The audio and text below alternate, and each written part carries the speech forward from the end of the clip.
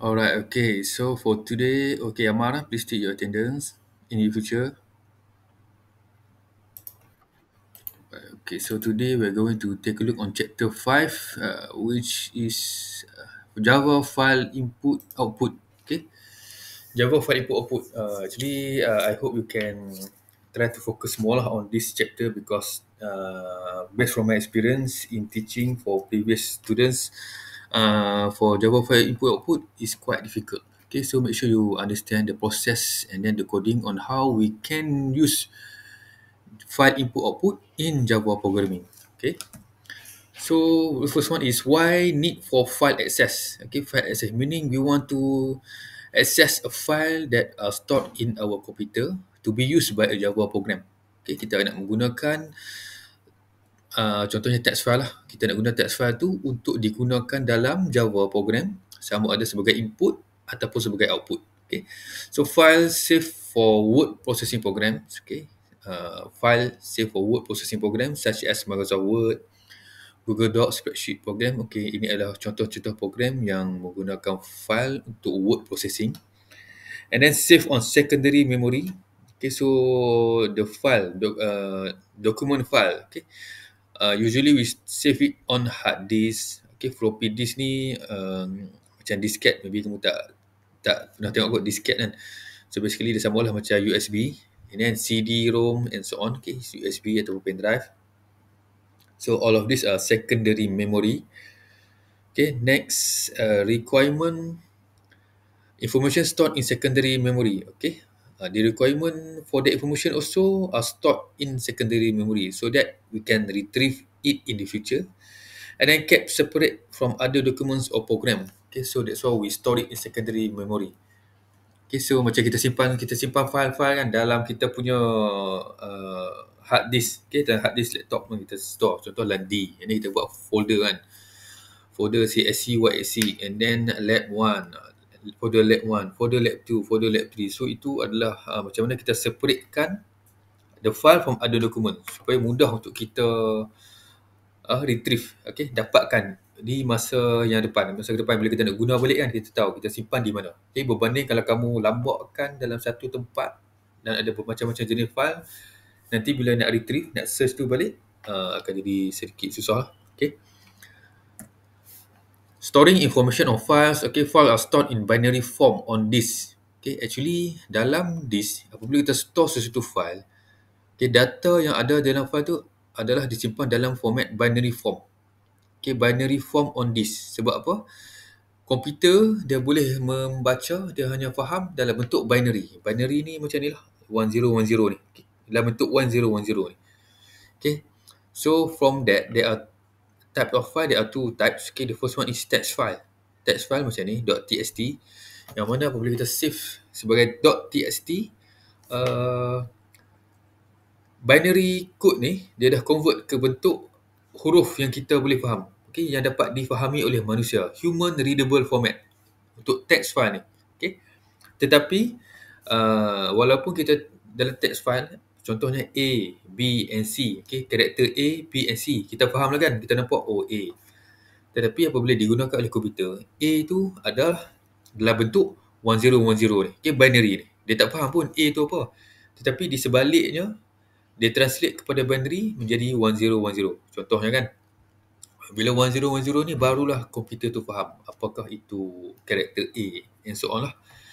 Okay, so text file is the format that are human readable. Binary is readable by the computer. Okay, so we take a look on text file. Text file, every 8 bits represents a character. Okay, 8 bit. Contohnya satu karakter A. A untuk simpan dia memerlukan 8 bit. Okay, memory. 8 bit.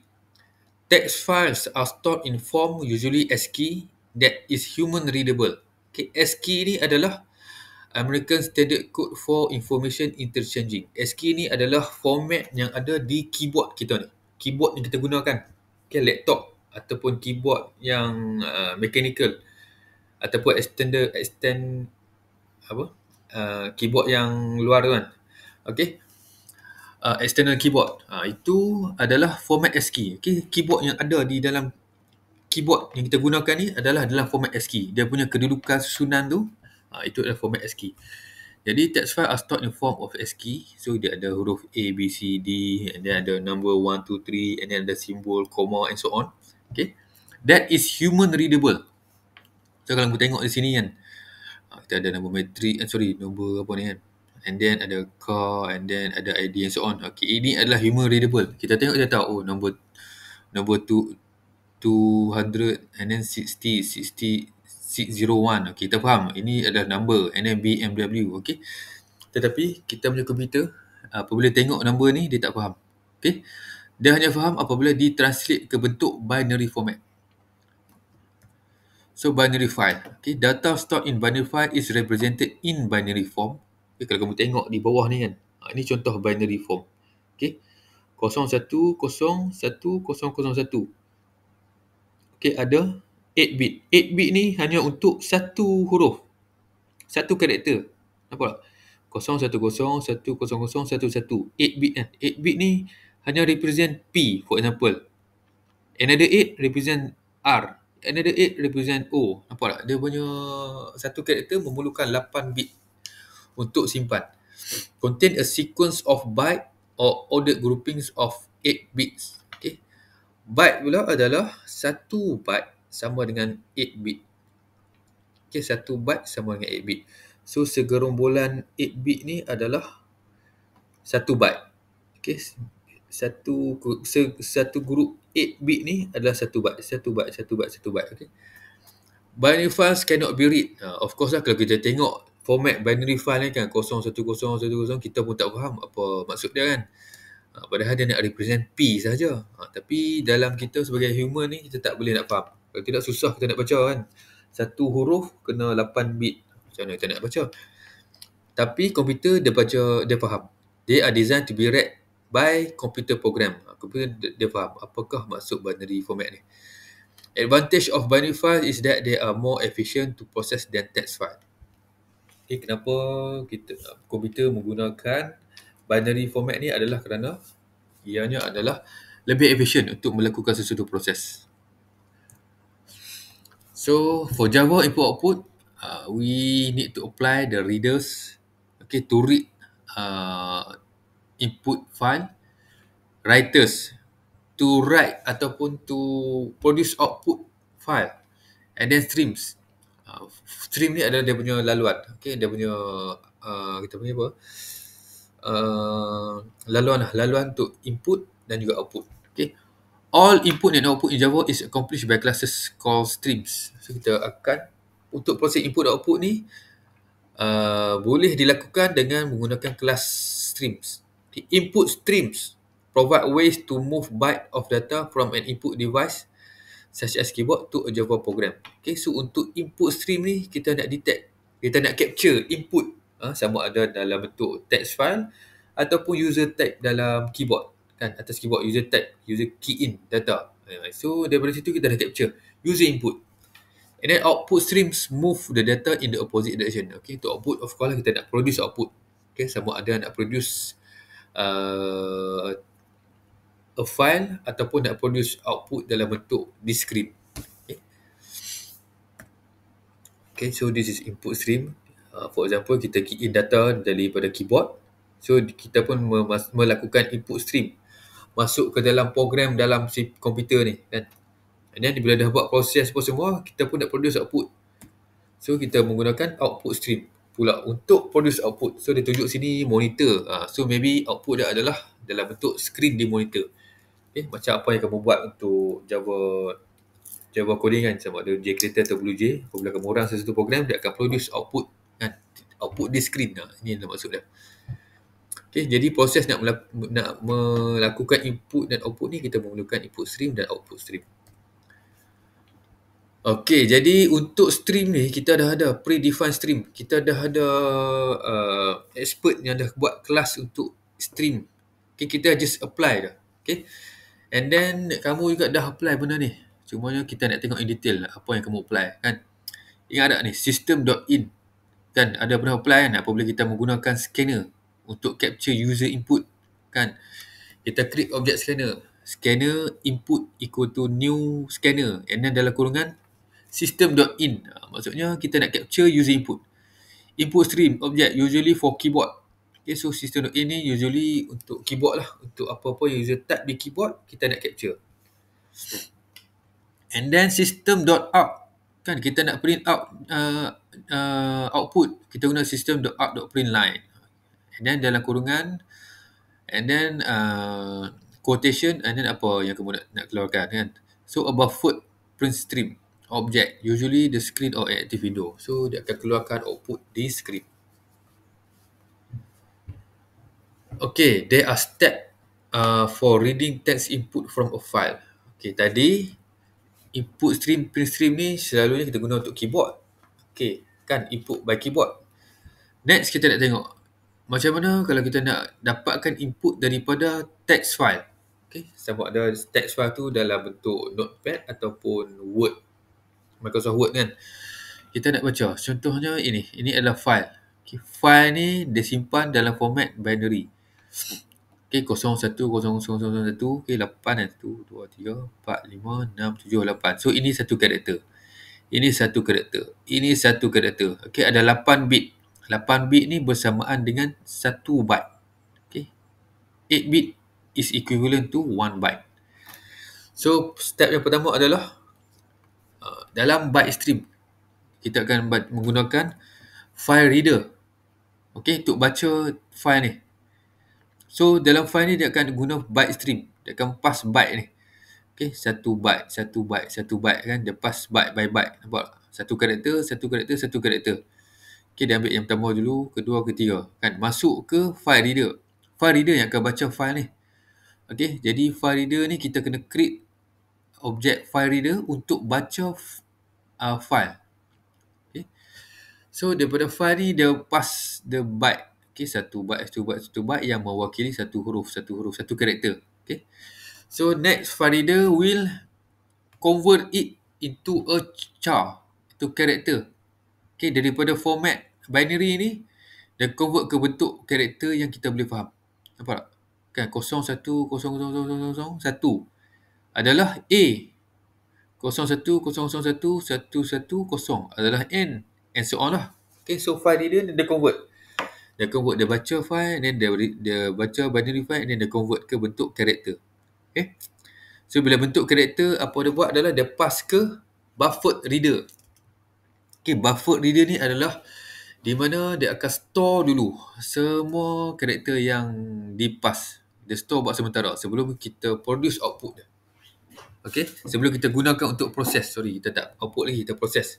Okay, contohnya di sini dia nak pass N, AN kan. So, dia akan tunggu. Buffered reader akan tunggu A sampai and then N sampai. So, kalau bila dah habis baca, baru dia akan melakukan proses seterusnya mengikut coding tu. Okay, so buffered reader ni akan jadi tempat untuk simpan karakter yang dipass melalui karakter stream ni. So, okay, sama juga macam kamu guna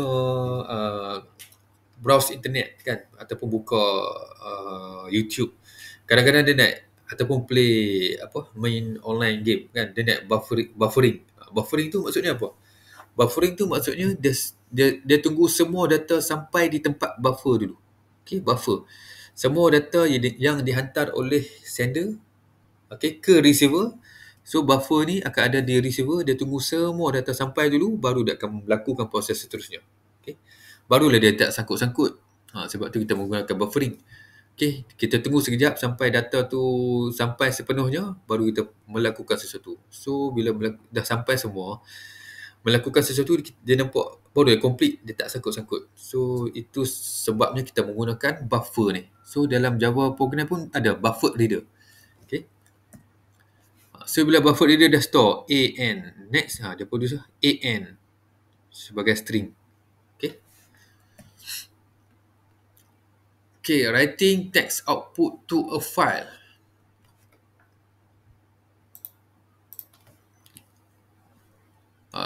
Kita juga boleh melakukan output, create output text file. Okay, kita boleh read dan kita boleh melakukan output dalam bentuk text file. Okay, keluarkan satu text file. So, macam mana? Okey, macam tadi kan. Kita ada dia vice versa lah, dia terbalik lah daripada read tadi. So dalam ni kita ada AN. Contoh tadi kita dah sampai dah AN. So sekarang ini kita nak print out ke text file pula AN ni. AN akan masuk ke buffer writer. Okay. Terbalik lah. Tadi buffer reader. Tetapi apabila kita nak producekan output, kita guna pula buffer writer. Okay. Ni perbezaan dia. Okay. Buffer writer akan capture string ni. Okay. Then akan pass melalui char stream. Okay, dia terbalik macam tadi. Kan, daripada input ni dia terbalik. Okay, and then sampai ke file writer. Kan tadi file reader kan, ni file writer. So dia akan pass character stream ni ke file writer. And then file writer akan pass byte stream. Nampak? Dia akan convert ke bentuk binary balik. File writer ni akan convert ke bentuk binary balik.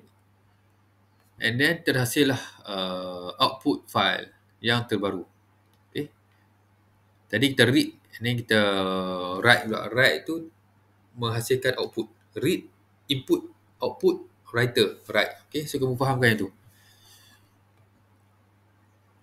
Okay, sebelum kita sampai ke buffer writer, kita perlu ada print writer dulu.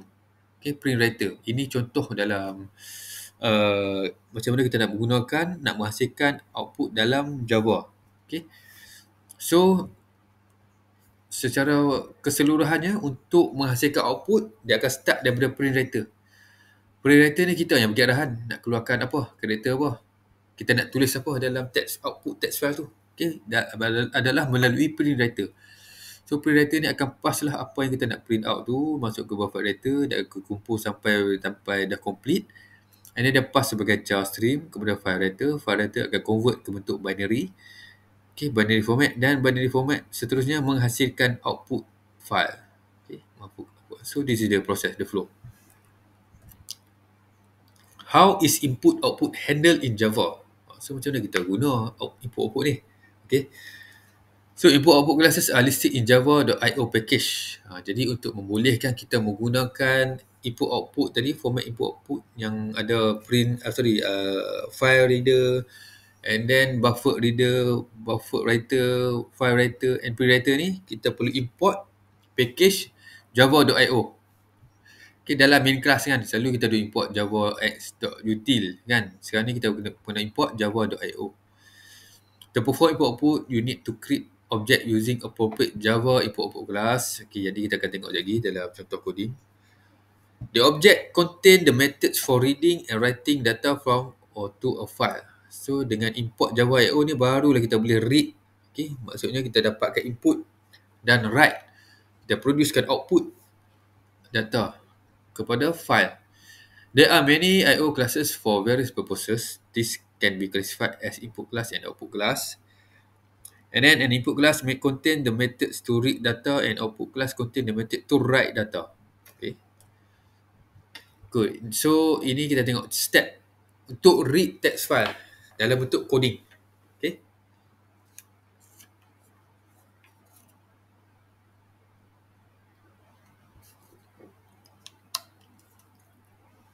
Okay. Untuk read file. So please pay attention macam mana kita nak read file. First, kita kena open file, make a file or file reader input object and link it with an external existing file name. Pertama sekali, kita kena create objek file ataupun file reader ni untuk membaca, untuk dapatkan file mana yang kita nak baca.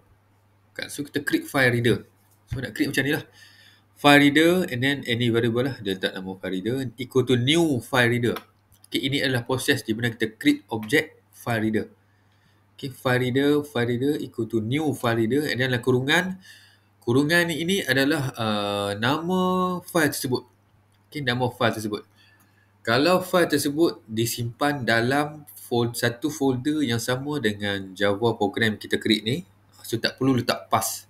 Kamu hanya perlu letak nama dan dia punya format contohnya .txt ataupun .in. Kalau file tu berada di folder lain selain daripada folder Java file yang kita create ni, kamu kena letak dia punya pass file. path dia, location dia. Contohnya kamu simpan dalam C and then document. So kamu boleh specify dari situ. C and then slash document and then slash baru nama file, datafile.in. Okay, kalau file tu disimpan di luar folder Java file kita buat ni. Okay, so bila kita buat file reader ni, maksudnya dia dah baca data file ni. Okay, dia baca file ni and then dia convert ke bentuk character and then dia akan pass ke mana. Next, kita kena create a Java input stream object and attach it to a file. Mengikut flow tadi, kita kena create buffer reader. Ini kita namakan in file ataupun any name. New buffer reader dalam kurungan ambil file reader ni. File reader ni dapat daripada sini. Okay, file reader yang kita create ni. Okay, so file reader ni dia akan pass ke sini. So daripada situlah kita akan simpan setiap data yang ada dalam ni ke dalam buffer reader. And then read the content of the file, convert input string into numerical format. Okay, so kalau ada string kalau ada beberapa karakter yang perlu di-convert ke bentuk numerical format, dia akan convert. So bila kita dah habis guna, kita akan kena close, infile.close. Okay, ini kita buka, kita open dan next kita kena close, okay, supaya dia stop proses tu. Okay, so ini adalah macam mana kita nak step untuk read text file. Okay, start with file reader and then name of the file and then pass it to buffer reader through this variable. Okay, this variable pass here and then perform any operation lah, buatlah apa-apa operasi yang perlu, then kita infile dot close. Okay, tutup. How to know when all data in the file has been read? Okay, macam mana kita nak tahu semua data dah siap baca kan? Kalau sebelum ni kita boleh guna for looping kan? Kita boleh guna for looping untuk determine bila nak stop. Tapi ini bila kita read from a file, macam mana kita nak check sama ada kita dah habis, program tu dah habis membaca setiap line yang ada dalam file tersebut. So kita boleh gunakan method read line. Method returns the value null. Okay, so apabila kita guna read line dan dia return null, kita tahu lah, dia dah habis baca. Okay, sebab apa? Sebab bila program tu baca line yang seterusnya, tiba-tiba null, kosong. Tak ada apa-apa kan. So kita, daripada situ kita tahu lah, okay, dah habis. Program tu dah habis baca. Sebab apa? Dia return null. So nak gunakannya adalah, okay, dalam coding, kita untuk baca file ni, untuk menentukan sama ada kita dah habis baca atau tak file, kita gunakan while looping. Okay. So pertama sekali kita baca file. Value string equal to infile.readline. Okay, so the infile ni, file yang kita dapatkan dari sini. Infile ni, okay, infile ni kan, yang store di buffer reader ni. So kita baca read line, kita baca line by line. Habis line baca, habis line baca, habis line baca. Okay, so dia read line dulu, read line yang pertama and then dia check while value string not null. Okay, so value string daripada sini dia check adakah file yang dia read tu ada value. So kalau ada value maksudnya not null lah kan. Not null, dia proceed lah, buatlah proses apa yang dia nak buat. So buat proses apa semua, next ulang balik value string equal to infile.readline. Maksudnya dia read line yang kedua pula. Dia read line kedua, dia ulang balik, dia looping masuk ke while ni, dia check balik adakah value string ni null or not. Kalau not, proceed buat operation. Then value string equal to infile.readline, dia akan baca line yang ketiga, keempat, kelima and so on. Dia akan looping lah. Looping sampailah bila line yang last dia buat ni kan. Dia baca coding ni, value string equal to infile.readline. Dia line yang last lah. So bila dia go to next line, line tu dah tak ada value, dia null. So dia looping sini. So dia bila looping sini, dia tengok value string dah equal to null. Okay, value string dah null. So dia stop lah, dia tak buat operation ni. Okay, so this is the process of looping when reading a file. Also possible to check for other things such as an empty line with no text if, okay, sama ada read line tu null ataupun kita check ada empty line tak dalam line yang seterusnya. Okay, macam mana nak buat adalah if value string dot equals, nampak kurungan quotation. Okay, sini ada quotation, space, quotation, continue. So maksudnya jika ada space, okay, dalam line tu ada space kosong lah kan, ada space tapi kosong, tak ada karakter, kita consider dia sebagai empty line. Okay, value tidak equals ni kosong. Okay, ada blank space di sini. So kita boleh consider dia sebagai empty line. So ini juga boleh digunakan untuk menentukan sama ada file tu dah habis dibaca atau belum. Okey, sampai sini macam mana? Okey tak? Okey.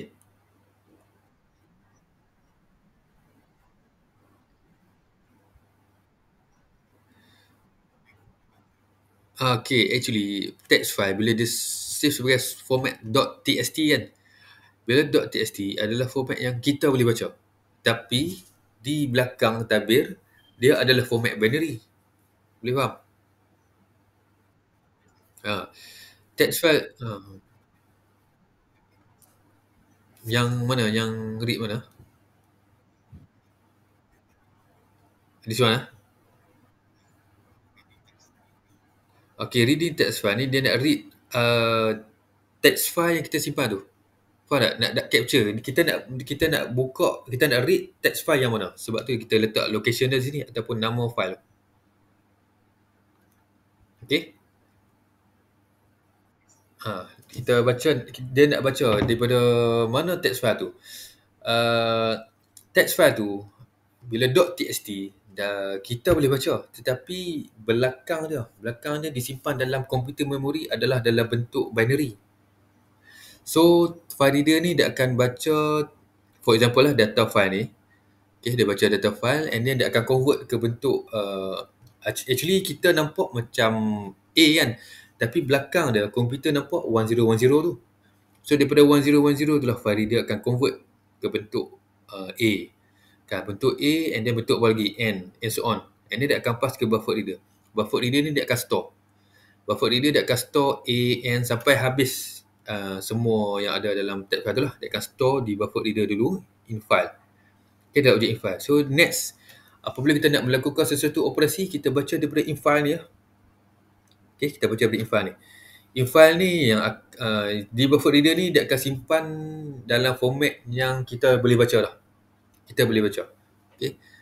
Data file, sebab sekarang ni dah maju, okay, dah moden. Jadi kita ada Notepad kan, application Notepad, Microsoft Word. So application Notepad, Microsoft Word ataupun apa tadi, Google Doc and so on tu, dia dah convert, dia dah translate kepada kita. Bila kita double click, kita nampak lah A, B, C, D and so on. Tetapi actually di sebalik tabir tu dia simpan dalam format binary 1010 tu. Sebab sekarang dah makin maju kan. So kita nampak mudah lah untuk kita baca. Tetapi dalam program, Java program, dia nampak yang di sebalik tu, yang belakang. Dia tak nampak A.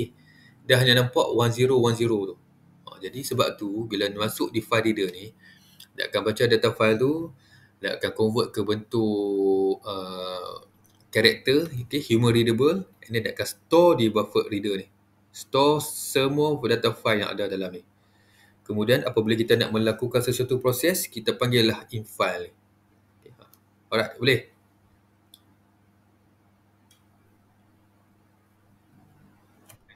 Alright, okay. Okay, kalau tak faham tanya.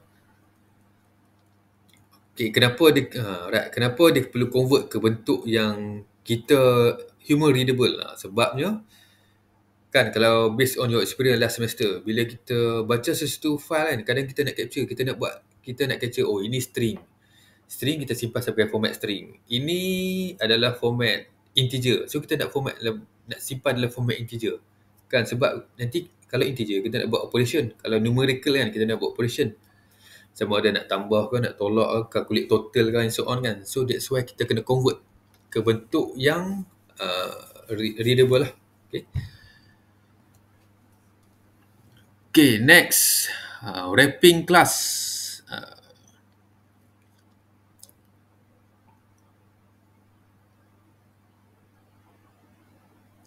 Okay, so wrapping class kita tengok. Input stream class provides method for reading bytes only. To read at the higher level, we must wrap system in with another class. Maksudnya wrap ni maksudnya kita masukkan sesuatu function tu ke dalam kelas yang lain. Wrap. Contoh sini, buffer reader class. Apa dia buat? Dia masukkan input stream reader ni ke dalam buffer reader. Nampak? Dia buat dalam satu line. Okay. Macam sebelum ni, kita buat, okay, contoh yang dia bagi ni, mula kita buat file reader. Kan satu line. Kemudian line yang kedua kita buat buffer reader pula, another line. Kalau wrap, kita masukkan satu line yang atas ni ke dalam kurungan ni. Maksudnya dia akan jadi satu line walaupun panjang lah kan. Itu maksud wrapper class. Wrapping class. Contohnya di sini, buffer reader equal to, okay, ni sepatutnya satu line lah, cuma dia tak muat ni, dia jadi dua line lah. Tapi actually dia satu line. Sebab tengok semicolon dia di hujung ni. Okay. Apa dia buat? Buffer reader my reader equal to new buffer reader kurungan new input stream reader system.in. Okay. Dia guna input stream reader ni sebab dia nak capture user input. Okay, kalau kita nak baca input file, pakai file reader lah. Okay, file reader ni. Okay, kejap saya tunjuk.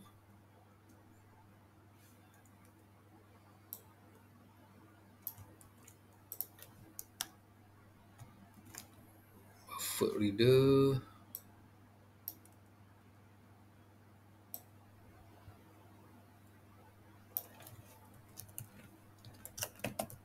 New file reader.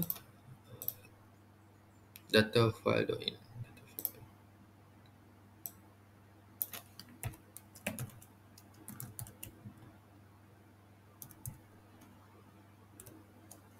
Alright, so ini contoh kalau kita guna file reader. Okay.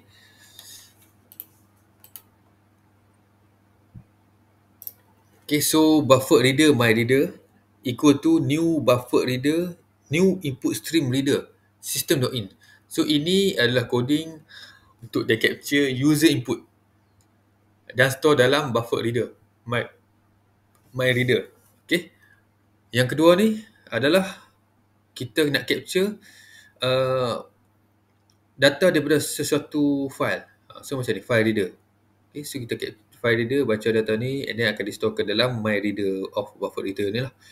So maksudnya kita buat dalam satu line. So kamu boleh pilih lah, kamu selesa yang macam mana. Mudah faham yang macam mana. 2 line of coding, 2 line of coding ataupun 1 line of coding. Kalau 2 line yang macam ni. Okay. File reader, buffer reader. Kalau satu line macam ni. Inilah. Okay, so depend lah kamu selesa ataupun mudah faham yang mana. Okay, bergantung pada kamu punya own preference. Now we can send my reader either to read message for a single line character value or to the read line message for an entire line of text. Jadi bila kita dah membuat macam ni, kan, kita dah masukkan ke semua ni ke dalam my reader. My reader ni adalah buffer reader, objek buffer reader. Sama juga bawah ni kan. File reader, kita dah masuk ke objek my reader. My reader ni adalah under buffer reader. Jadi apabila kita dah wrapkan kelas ke dalam objek buffer reader, which is my reader, kita boleh menggunakan method read ataupun read line. Okay. Read is used for a read message for a single character value. Kalau read, dia baca satu karakter saja. Kalau read line, dia akan baca satu line. Okay, tak kira panjang mana pun, dia akan baca keseluruhan line. Bila habis, bila kita panggil another read line, dia akan baca line kedua, line ketiga. Kalau read ni, dia akan baca karakter satu-satu. So that's why kita jarang menggunakan read. Selalunya kita guna read line lah, supaya kita boleh baca satu line. Okay. Okay, wrap file reader. Ni macam saya explain tadi. Okay, buffer reader in file, new buffer reader, new file reader, and then input file name. Okay, ni sama lah macam saya explain tadi kan. Kita buat dalam satu line. Now, the buffer reader object in file can be sent a read line message. So, bila buat macam ni, dalam text file tu, kita boleh gunakan read line. Kita boleh baca line by line. A buffer reader is so named because it's buffer the input. Okay, buffer ni kamu ingat boleh actually dalam kelas operating system pun ada. Buffer tu digunakan untuk sebagai tempat untuk simpan data yang dia transfer. Okay, data yang kita transfer kita simpan sebelum kita hantar ke destination. Okay, untuk make it complete. Contoh kita nak send hello kan. Kalau tak ada buffer, dia akan sampai H, E, L, L, O. Tu pun kalau line tak terganggu kan. So dengan adanya buffer, dia akan kumpulkan dulu H, E, L, L, L, O. So bila dia sampai O dah sampai, maksudnya hello dah sampai kan. Baru dia send sekaligus ke destination. So dia akan lebih efisien lah. Sebab tu kita menggunakan buffer. Read text from character input stream, buffering character so as to provide for the efficient reading of character, array and line. Okay, ni untuk efficient reading. Okay, tak ada lagi kita sekut-sekut, sekejap-kejap dapat his. Sekejap lagi, apa ni tak sampai kan. Baru sampai he, E kan. Lepas tu L, L, O. Dia jadi, kadang jadi lambat kan. So dia macam sekut-sekut. So tak efficient lah. Kalau boleh kita nak dapat hello kan, satu kataan sekaligus, hello. And then apa lagi? The buffer size may be specified or the default size may be used. Okay, buffer size kita boleh tentukan ataupun kita nak make it default ataupun dynamic. This improve program performance. So buffer ni kalau apa-apa teknologi yang menggunakan sending and receiving operation mostly menggunakan konsep buffer ni.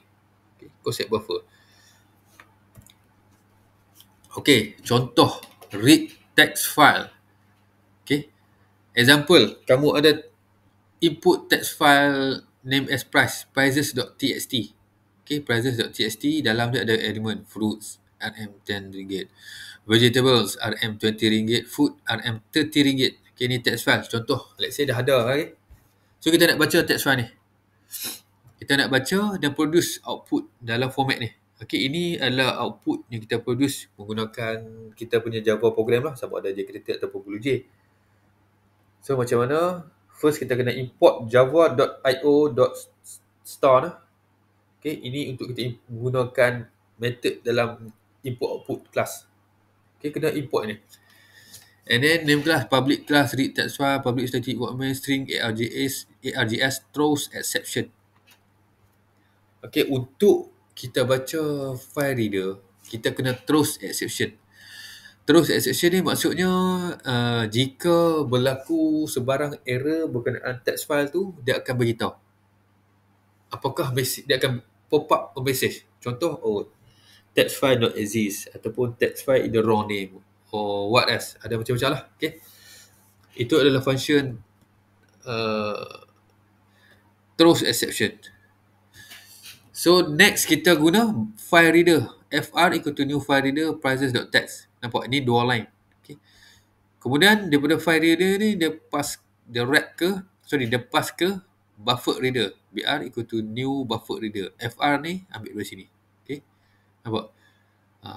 Next apa yang kita nak gunakan adalah br ni lah. br. So apa kita nak buat? For int I equal to 0, I less than 3, I plus plus. So sebab kita tahu kan dia ada 3 elemen, so kita gunakan I less than 3. String inline equal to br.readline. Kita nak convert ke bentuk string. Okay, line-line ni kita nak convert ke bentuk string. So kita pun store ke dalam string inline. br.readline. Br ni yang dia simpan lah. Fruit, and then I'm RM10, vegetable RM20, food RM30 ni dah disimpan dalam buffer reader br. Okay, br.readline. Dia baca line by line. Line pertama baca. And then line pertama dia baca store line inline. And then dia print out system.out.print line inline. Dia pun print out inline. Line pertama fruit RM10. Keluarlah di sini. Okay, ni output. Kemudian ulang lagi looping. Kali ni I equal to 1. 1 pula. Vegetables RM20. So vegetable RM20 dia read line. Dia store dalam inline. And then dia print out inline. So print out lah vegetables RM20. Lepas tu looping lagi. I equal to 2. Food. Okay, dia read br.readline food RM30. Store dalam inline. And then dia print out inline. Food RM30. And then looping sekali lagi. Dah habis lah. Dah tak memenuhi condition lah kan. Sebab I dah equal to 3. Sepatutnya I less than 3 saja. So dah break the condition. Dah habis. Lastly kita close lah. br. Okay, br buffer reader ni dot close. Kena close. Supaya tak mengganggu text file yang kita read. Okay, so dia akan produce lah output. Alright, boleh faham dekat ni? Coding dia. Alright. Example 2 sama juga macam tadi, cuma kali ni dia menggunakan while.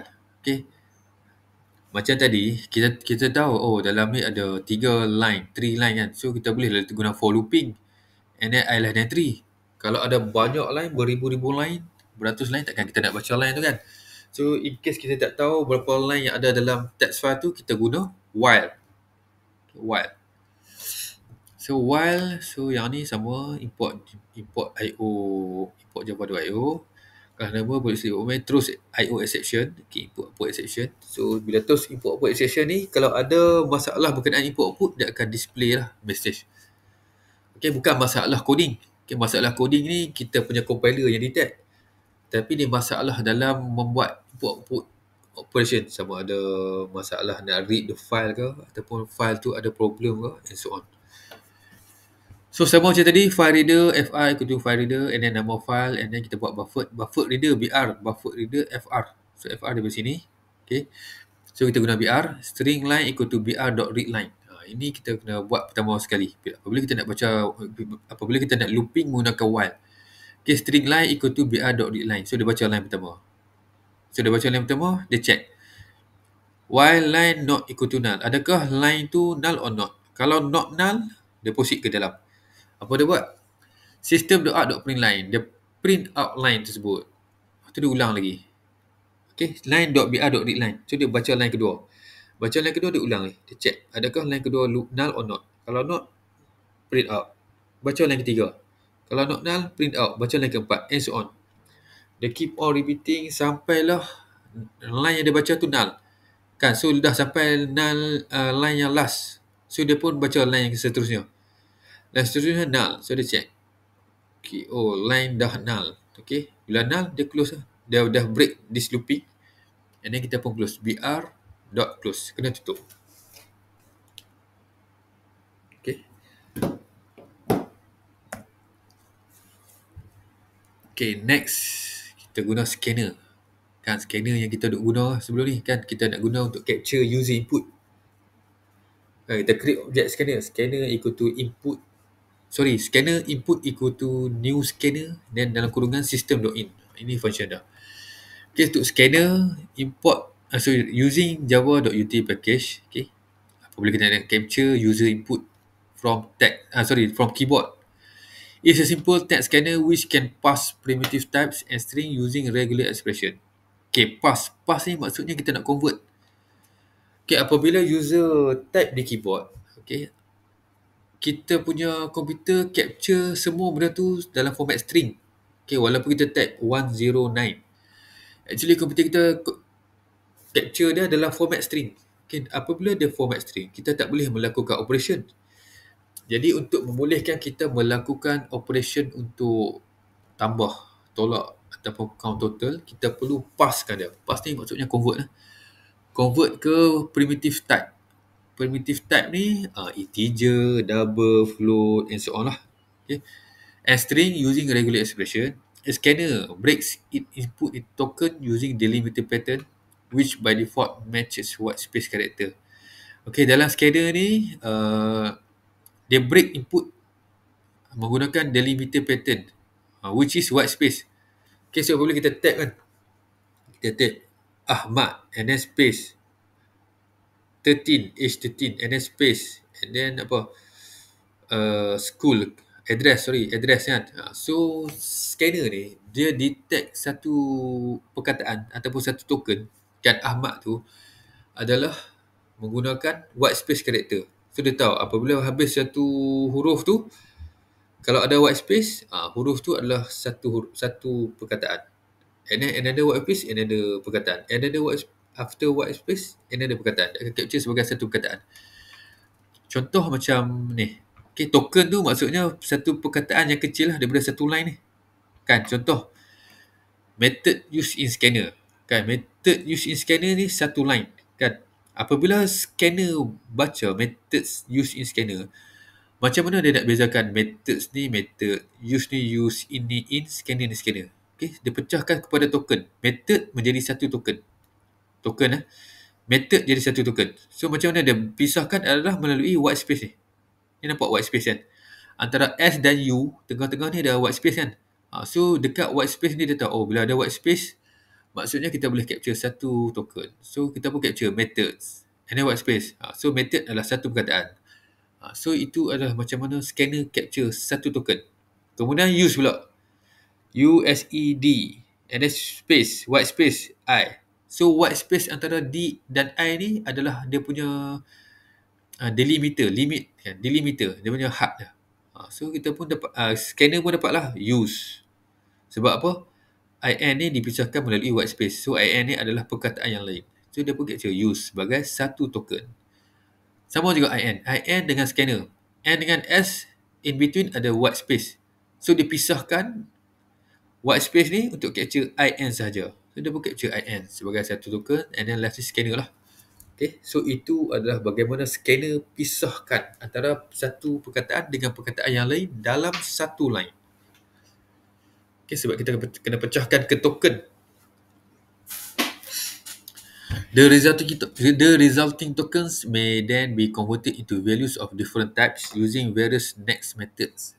So seterusnya kita menggunakan, bila dah pisahkan baru kita boleh convert. Oh, perkataan yang pertama ni adalah string, yang kedua ni adalah integer, yang ketiga adalah float and so on. Baru kita boleh convert dengan dia. Okay, method used in scanner has next return true if this scanner has another token in its input. Okay, so has next ni adalah nak check adakah scanner yang seterusnya ada lagi input, ada lagi perkataan dia baca, so dia akan return true kalau kita guna method has next. Okay, dia check adakah selepas satu token tu ada lagi token, ada tak? Kalau ada, return true and then dia baca. Okay, next has next wrapper return true if this scanner has another token of type wrapper in its input. Contohnya kita nak check has next int integer, kita nak check adakah token seterusnya format integer. So dia boleh check. Okay, this is example of scanner method. Kita ada method has next return true if this scanner has another token in its input. So jika ada lagi token sebagai input yang seterusnya, dia akan return true apabila kita menggunakan has next. Beza dengan has next wrapper adalah return true if this token has another token of type wrapper in its input. Contohnya has next int. Dia check adakah token seterusnya dalam format ada dan dalam format integer. Kalau ada, dia return true. Ataupun has next float. So dia check bila adakah ada token yang seterusnya dan token itu adalah dalam format float. Kalau yes, kalau dia akan return true lah. Okay. Next, find and return the next complete token. Tengok has next dengan next nampak sama tapi beza. Has next ni dia check adakah wujud token seterusnya. Tetapi next adalah find and return the next complete token. Next ni dia dapatkan token tersebut. Dia bukan check tapi dia dapatkan token tersebut. Itu beza dengan has next. Has next dia check adakah token seterusnya. Manakala next dia check manakala next dia dapatkan token tu. Dia ambil capture token tu. Okay. Find and return the next complete token. Samalah next wrapper. Adakah ada dia check next integer kan. So dia capture token seterusnya dalam format integer. Okay, so next integer. And then close the scanner.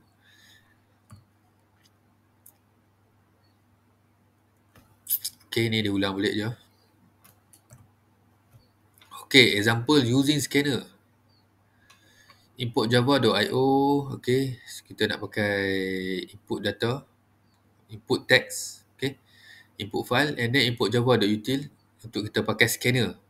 Kita nak gunakan sebagai scanner. So, tengok macam mana kita nak buat. Public class file input, public void main. Okay, throws ISJS and then kita guna try. Okay, apabila kita masuk ke peringkat seterusnya yang A1, okay, try ni kita guna untuk kita gunakan sekali cache exception ni. Okay, exception, cache exception, try.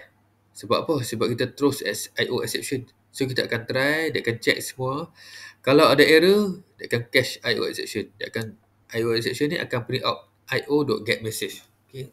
Jika ada masalah berkenaan dengan proses input output, try ni akan keluar cachekan IO exception IO ni. So IO ni akan keluarkan message io.getMessage jika ada error dalam proses melakukan input dan output. So try dengan cache ni dia come together, datang sekali. Okay. Bila kita try perlu ada cache. Itu maksud dia. Okay. So try file reader equal to file. So kita baca daripada data.txt and then scanner in equal to new scanner reader. So kita nak baca ni, kita tak guna buffer. Kita pakai scanner. Yang kita nak capture melalui scanner pun boleh. Semuanya ubahlah scanner daripada buffer reader, kita ubah ke scanner. In equal to scanner.reader. Reader ni dapat dari sini. And then string name equal to null. Okay, float score and total equal to 0. Float score and float total equal to 0. So dalam data ni ada karakter variable name, score and total. And then kita dah declare dah variable. Then apa kita buat seterusnya? While in.has next line. Nampak in daripada scanner. Kita baca daripada scanner. Sebab kita tak guna buffer reader, kita guna scanner. Sebab apa? Sebab kita nak pisahkan token tu dalam data ni. Okay, kita nak pisahkan name, kita nak pisahkan score, kita nak pisahkan total. Kita nak capture dia sebagai satu perkataan. Ataupun kita nak capture dia sebagai satu token. Apabila kita guna scanner dia pisahkan melalui white space yang saya explain tadi. Kan? So bila dia pisahkan melalui white space, kita tak perlu menggunakan tokenizer. Tokenizer tu nanti. Okay. Dia ada auto pisah. Dia akan auto separatekan satu token dengan token yang lain. So while in.has next line.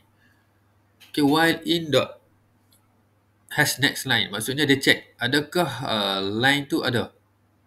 Adakah line tu ada token kan? Dia check. Kalau ada, apa dia buat? In.next. Okay. Token yang pertama dia capture. In.next dia akan capture. Store dalam variable name. Kemudian in.next float. Kita tahu dah yang score ni dalam format float. So kita pun guna in.next float. Capture dalam bentuk float. Store dalam variable score.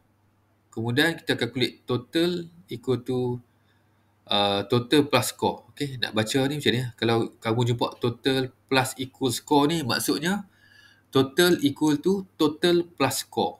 Dia akan keep on tambah. And then system.out.println name. Name ni nak ambil daripada sini lah. Ni, name. And then score plus score. Score ambil daripada sini. Okay. And then dia tambah score kan. Dia nak tambah lagi. Ulang lagi, check. Has next line. Line keduanya. Dia baca line yang kedua. Ada tak? Kalau ada, dia capture lah. Capture yang line kedua pula. Name, score, total, print out. Ulang lagi sampailah hash.next line ni dah return false. Tak return true, dia return false. Maksudnya dah tak ada dah data. Baru dia akan stop while looping ni. Sambung yang kedua. Yang kedua baru kita akan display system.out.println total score equal to total. Okay, total dia ambil daripada sini. Okay. Total dia ambil di sini. Total ni tak boleh di-display di dalam while looping. Sebab apa? Kalau display nanti keluar banyak kali lah. Kita nak final score. Final score perlu ditunjuk, di print out kan di luar while looping. So that's why kita put di sini. System.out.println total score, total. And then bila dah habis, kena close. Okay, in ni close. Close. And then bawah ni cache. Cache ni dia reflect balik dengan try ni. Okay, cache ni maksudnya jika ada error, guys. Masa dia read text file tu ada error. Dia akan keluarkanlah message ni. Okay, that get message. Keluarlah, maybe dia akan beritahu, there is no file in this location. Ataupun no file with this name. Kan, data.txt. Rupanya data tu, bukan data. So, no file. Ataupun ada lagi lah kesalahan error yang lain. Okay. Alright. Takat ni boleh faham?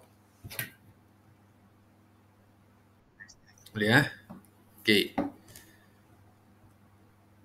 Alright, so itu habis untuk kita read file. Okay, read file. Ini read file. Okay, boleh tak saya nak masuk untuk write file sikit je? Boleh? Kita sambung sikit untuk write file. Which is in part 2. Okay, kita tengok part 2 macam mana untuk write file. Sekarang dah 9.22. You all nak rest ke macam mana? Nak rest sekejap? 2 minit ke?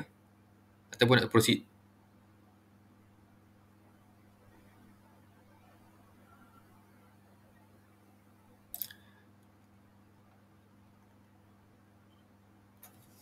Macam mana? You all nak rest ke atau proceed? Proceed lah. Cepat sikit habis. Okay. Alright, so kita sambung next.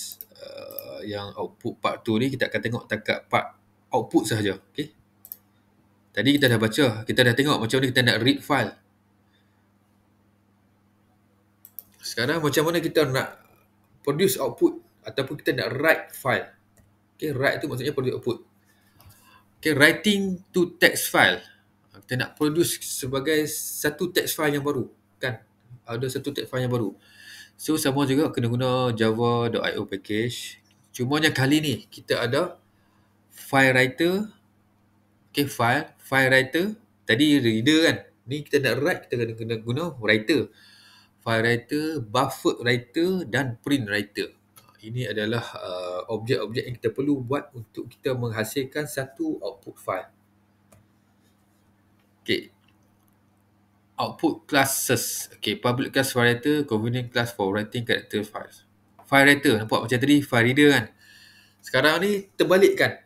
Terbalikkan sebab apa? Sebab kita nak produce output text file pula. Kita nak produce satu text file yang baru. So kita boleh buat macam ni. File writer and then variable equal to new file writer and then nama text file yang kita nak produce tu. Kamu boleh letaklah nama yang bersesuaian. Okay, jadi bila dia menghasilkan text file tu, dia akan letakkan nama dia price ni. Price for example. Price.txt. Ikutlah apa nama yang bersesuaian kan. So bila kita ada output text file, dia akan automatically rename it as this name. Price.txt. And then buffering. Sama juga macam file reader tadi. Nak menghasilkan output text file pun memerlukan buffering juga. When transferring data between program and a file using a buffer stream, it provides a storage area that are used by the data as they are transferred. To enhance input and output, okay, samalah macam tadi sebelum nak write, nak menghasilkan output dalam text file tu, dia kumpulkan dulu semua teks-teks yang ada dalam buffer ni. Buffer object stream are created from buffer stream classes. The basic input-output stream object must be created first before you create a buffer object stream. Jadi tadi kita dah create file writer. Sekarang kita kena create buffer writer pula. So buffer writer ni. So proses dia buffer writer BW equal to new buffer writer dalam kurungan FW. FW ni daripada sini. File writer ni kan. FW kita pass ke buffer writer pula. FW di sini. Okay. Buffer writer BW equal to new buffer writer. And then kurungan FW. FW daripada file writer. Next. Dia ada pertambahan sikit daripada read tadi. Next kita ada tambah satu lagi objek which is print writer. Output classes. Public class print writer. Print formatted representations of object to a text output stream. Okay, print writer PW equal to new print writer BW. BW daripada buffer writer tadi. Ni, buffer writer kan. BW ni, kita pass ke print writer. PW equal to new print writer and then kurungan BW. So, dia ada 3 objek yang kita perlu create untuk menghasilkan output file. Okay, first adalah file writer. Seterusnya buffer writer dan akhirnya adalah print writer. Bila kita ada 3 objek ni baru kita boleh menghasilkan text file, output text file. Okey. Ataupun tadi kita guna tiga line kan. File writer, buffer writer dan print writer. So kita guna satu line akan jadi 3 line. Kalau kamu nak gunakan sebagai satu line pun boleh. Buat wrapper macam ni. Okay. print writer out file equal to new print writer dalam kurungan new buffer writer dalam kurungan lagi new file reader, and then diikuti dengan file name. Bila buat macam ni, kiranya kita dah buat create object dalam satu line. So bergantung kamu mudah ingat dan selesa yang mana, adakah satu-satu line ataupun satu line sekaligus. So depend lah kamu mudah yang mana. So ini adalah file writer and then print writer. Print writer print X, print character, integer or string object, print satu-satu. Kalau print line, dia akan print satu line. Kan? Sebab tu kita guna system.out.print line. Sebab apa? Sebab kita nak, maybe dalam satu line tu ada banyak karakter. Kan senang, kita print satu line terus. So kita gunakan print line. And then macam biasalah, lepas dah open kita kena close. Okay, ini step dia. Okay, macam saya explain tadi, create file writer dulu. Okay, file writer fw equal new file writer kurungan nama file tu. Kemudian create buffer writer bw equal to new buffer writer fw, ambil daripada file writer ni. Kemudian buat create print writer pw equal to new print writer bw daripada buffer writer ni. So lepas tu tulislah apa yang kamu nak tulis, nak write, nak produce output. Kan? Lepas dah habis, kita close. PW daripada sini, pw.close. PW ni, pw.close. Bila dah habis, hujung sini close. Itulah dia punya step dia. Okay, ini contoh. Contoh untuk producekan output text file. Okay. Import java.io. Okay, macam biasa kita kena import java.io and then nama kelas, public class write text prices, public static void main, terus exception. Okay. So, kita nak produce output text file. Tengok step dah. Contohnya ni. Create file writer dulu. File writer fw equal to new file writer and then prices.text. Okay, jadi bila kita produce output text file nanti, text file tu akan dinamakan sebagai prices.txt. Kemudian kita create buffer writer. Buffer writer bw equal to new buffer writer fw. Ambil daripada file writer ni. Kemudian create print writer. Print writer pw equal to new print writer and then bw. Bw daripada sini. Okay. So bila kita dah create, next kita kena buatlah, kita kena produce apa yang kita nak buat output. Nak buat output kita gunakan print writer ni. So pw.printline fruits RM10. Printwriter.printline vegetables RM20. Printwriter.printline food RM30. Nampak? Macam mana kita nak menulis? Macam mana kita nak produce output? Okay, gunakan printwriter ni. pw.printline, pw.printline, pw.printline. So dalam text file tu nanti dia akan ada lah fruit, vegetables, food. And then bila dah habis operation apa-apa pun yang kamu nak display di output text file, kita tutup pw.close. Okay, pw.close. So nanti akan terhasillah satu text file yang mana dalam text file tu ada fruit RM10, vegetables RM20, food RM30. So kita dah menghasilkanlah satu output text file. Okay, ini adalah step-step dia.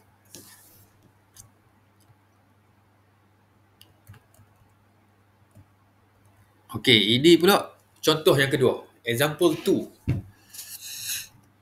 Okay, kita import java.io untuk membaca daripada satu file dan juga menghasilkan satu file.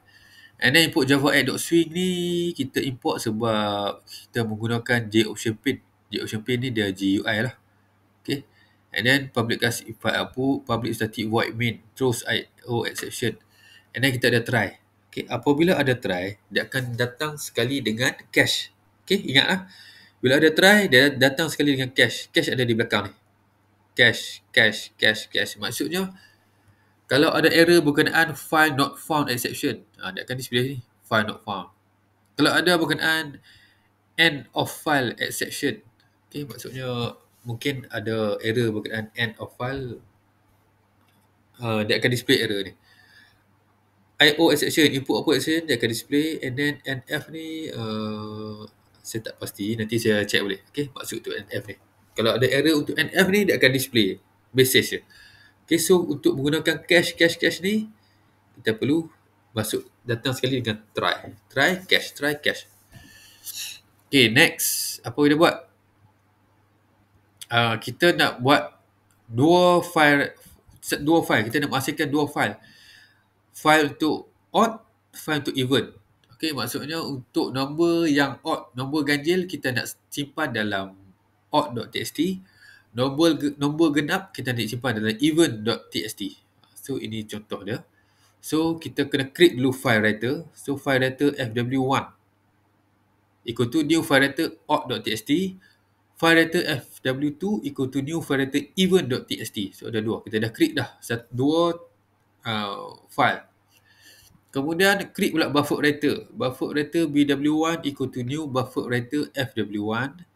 Okay, buffer writer bw2 equal to new buffer writer fw2. Okay, fw1 yang atas, fw2 yang tu. Prewriter pun dua juga.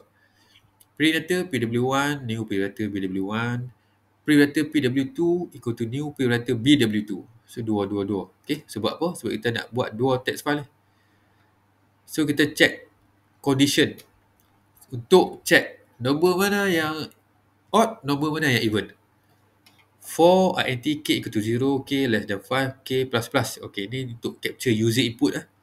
Kita nak minta 5 user input. So kita pun buat string num joceanpay.showTheLog, enter a number. Kita minta user masukkan number. So user pun masuk number. Okay, pass ni store dalam number. Okay, number yang user key in sini store dalam variable number ni, int number ni. Okay, tengok bila kita guna joceanpay num ni kita tak boleh guna direct. Sebab apa?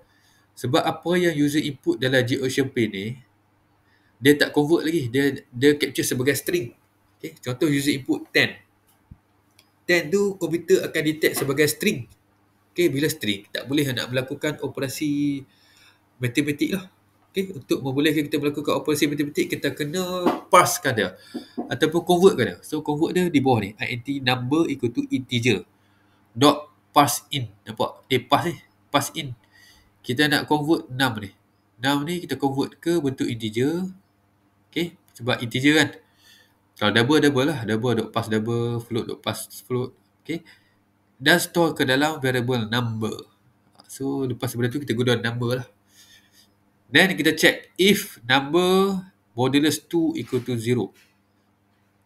Okay, modulus 2 ni macam mana function dia? Macam mana dia berfungsi, modulus ni?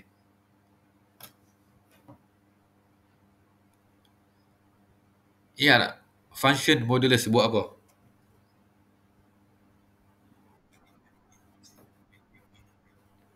Betul. Nak determine odd atau even adalah 0 ni. Okay, tapi modulus ni dia buat apa? Dia akan bagi output apa? Hasil apa?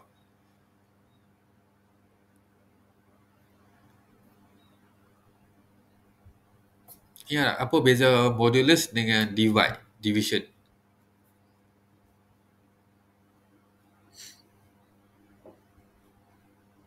Okey, kalau division, dia akan bagi hasil bahagi. Tetapi kalau modulus ni maksudnya number divide by 2, tapi dia akan bagi tahu baki dia tu. Baki dia. Okey? Baki. Kalau baki dia 0, maksudnya dia even lah. Kalau ada baki, maksudnya dia odd. Itu maksud dia. Okey? Itu maksud modulus. Modulus ni adalah kita check dia punya baki. Berbeza dengan division ataupun bahagi. Bahagi kita akan ambil value yang bahagi tu. Tetapi untuk modulus kita akan ambil nombor yang baki. Okey, contohnya 9. 9 bahagi 2 akan jadi 4.5 kan. So bawah tu ada 5. 5 tu baki dia. Baki dia tak equal to 0. Maksudnya ada baki. Bila tak equal to 0, 9 itu adalah nombor odd. Itu contoh nombor ganjil. So disebabkan ini, yang mana number yang bila bahagi 2, baki dia adalah 0, kita akan letakkan dia di pw.primline number. PW adalah sini. PW ni daripada BW2. PW2 daripada BW2. BW2 ni akan tulis dalam FW2 which is even. Nombor-nombor yang even genap akan disimpan di FW2. Else jika number divide by 2 not equal to 0. Bila bahagi 2 kan, bahagi 2 ada baki. Maksudnya baki. Bila ada baki, kita akan store dalam PW1.